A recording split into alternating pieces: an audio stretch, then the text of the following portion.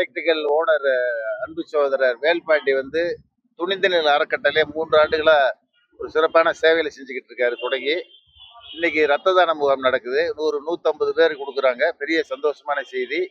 இந்த ரத்த தானம்ன்றது அதாவது யாருமே ஒரு நன்கொடை செய்யக்கூடிய நிலையில பாமர மக்களுக்கு செய்யக்கூடிய ஒரு நல்ல திட்டம். அந்த திட்டத்தை அன்பு நண்பர் வேல்பாண்டி தொடங்கி வச்சதுல நான் பெருமைப்படுறேன். ஆனா இன்னைக்கு ஓபிஎஸ் ஆதரவாளர் ஐயப்பன் எம்எல்ஏ வந்து ஸ்டாலினை வரவேற்று பேசியிருக்காரு. அதே மாதிரி ஓபிஎஸ் நம்மளோட கட்சியில சேரதா சொல்லியிருக்காங்க. அது சம்பந்தமா நம்மளோட இல்ல அவங்க அண்ணன் மரியாதைக்குரிய முன்னாள் முதல்வர் அண்ணன் ஓபிஎஸ் வந்து நமது தமிழ்நாடு முதல்வர் அண்ணன் தளபதியை பாராட்டி பேசுறான்னு சொன்னா அவர் செஞ்ச நன்மைகளை நினைச்சு மக்கள் பாராட்டுறாங்க. அதன் மூலமா அண்ணனும் பாராட்டுறாரு.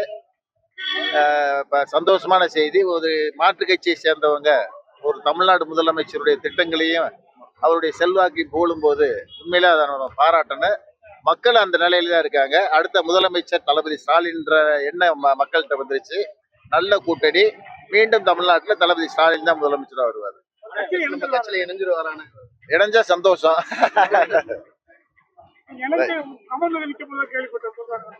ஐயா இணைஞ்சா சந்தோஷம் ஐயா. நிக்கிறது யாருன்றது தலைமை தானே முடிவு பண்ணு.